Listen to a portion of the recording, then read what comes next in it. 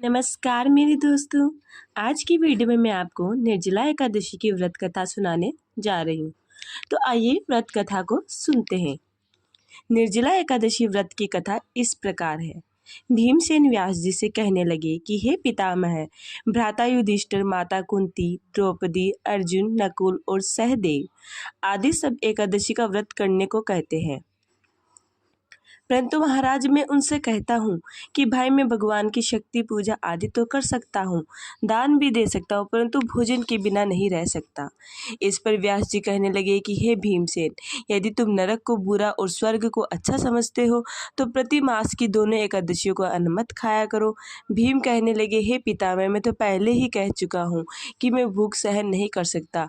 यदि वर्ष भर में कोई एक ही व्रत हो तो वह मैं रख सकता हूँ, क्योंकि मेरे पेट में व्रत नाम वाली अग्नि है, सो मैं भोजन के बिना नहीं रह सकता। भोजन करने से वह शांत रहती है, इसलिए पूरा उपवास हो तो क्या एक भी समय बिना भोजन किए रहना कठिन है? तो अतः आप मुझे कोई ऐसा व्रत बताइए जो वर्ष में केवल एक बार ही करना पड़े और मुझे स्वर्ग की प्राप्ति हो जाए। श्री व्यास जी कहने लगे कि हे पुत्र, बड़े बड़े ऋषियों ने बहुत शास्त्र आदि बनाए हैं जिनसे बिना धन के थोड़े परिश्रम से ही स्वर्ग की प्राप्ति हो सकती है। इसी प्रकार शास्त्रों में दोनों पक्षों की एकादशी का व्रत मुक्ति के लिए रखा जाता है। व्यास जी के वचन सुनकर भीमसेन नरक में जाने के नाम से भयभीत हो गए और कांप कर कहने लगे कि अब क्या करूं, मास में 2 व्रत तो मैं कर नहीं सकता। हाँ, वर्ष में 1 व्रत करने का प्रयत्न अवश्य कर सकता हूं। अतः वर्ष में 1 दिन व्रत करने से यदि मेरी मुक्ति हो जाए तो ऐसा कोई व्रत बताइए। यह सुनकर व्यास जी कहने लगे, वृषभ और मिथुन नाम की संक्रांति के बीच ज्येष्ठ मास के शुक्ल पक्ष की जो एकादशी आती है उसका नाम निर्जला एकादशी है। तुम उस एकादशी का व्रत करो। इस एकादशी के व्रत में स्नान और आचमन के सिवा जल वर्जित है। आचमन में 6 मासे से अधिक जल नहीं होना चाहिए, अन्यथा वह मद्यपान के सदृश हो जाता है। इस दिन भोजन नहीं करना चाहिए, क्योंकि भोजन करने से व्रत नष्ट हो जाता है। यदि एकादशी को सूर्योदय से लेकर द्वादशी के सूर्योदय तक जल ग्रहण नहीं करे तो उसे सारी एकादशियों के व्रत का फल जो है वो प्राप्त हो जाता। द्वादशी को सूर्योदय से पहले उठकर स्नान आदि करके ब्राह्मणों को दान आदि देना चाहिए।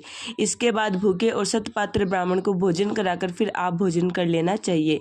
इसका फल पूरे 1 वर्ष की संपूर्ण एकादशी के बराबर होता है। व्यास जी कहने लगे कि हे भीमसेन, यह मुझको स्वयं को भगवान ने बताया है। इस एकादशी का पुण्य समस्त तीर्थों और दानों से अधिक है। केवल एक दिन मनुष्य निर्जल रहने से पापों से मुक्त हो जाता है। जो मनुष्य निर्जला एकादशी का व्रत करते हैं उनकी मृत्यु के समान यमदूत आकर नहीं घेरते, वरन भगवान के पार्षद उसे पुष्पक विमान में बिठाकर स्वर्ग को ले जाते हैं। अतः संसार में सबसे श्रेष्ठ जो निर्जला एकादशी का जो व्रत है वही है। इसलिए यत्न के साथ इस व्रत को करना चाहिए और इस दिन ओम नमो भगवते वासुदेवाय मंत्र का उच्चारण करना चाहिए और गोदान भी करना चाहिए।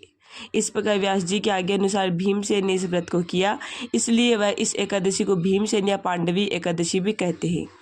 निर्जला व्रत करने से पूर्व भगवान से प्रार्थना करें कि हे भगवान, आज मैं निर्जला व्रत करता हूँ, दूसरे दिन भोजन करूँगा।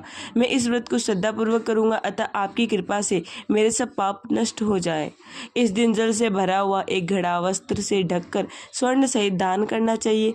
जो मनुष्य इस व्रत को करते हैं उनका करोड़ फल सोने के दान का फल मिलता है, और इस दिन यज्ञादिक करते हैं उनका फल तो वर्णन ही नहीं किया जा सकता। इस एकादशी के व्रत से मनुष्य विष्णु लोक को प्राप्त होता है। जो मनुष्य इस दिन अन्न खाते हैं वे चांडाल के समान हैं, वे अंत में नरक में जाते हैं। जिसने निर्जला एकादशी का व्रत किया है वह चाहे ब्रह्म हत्यारा हो, मद्यपान करता हो, चोरी की हो या गुरु के साथ द्वेष किया हो, मगर इस व्रत के प्रभाव से स्वर्ग जाता है।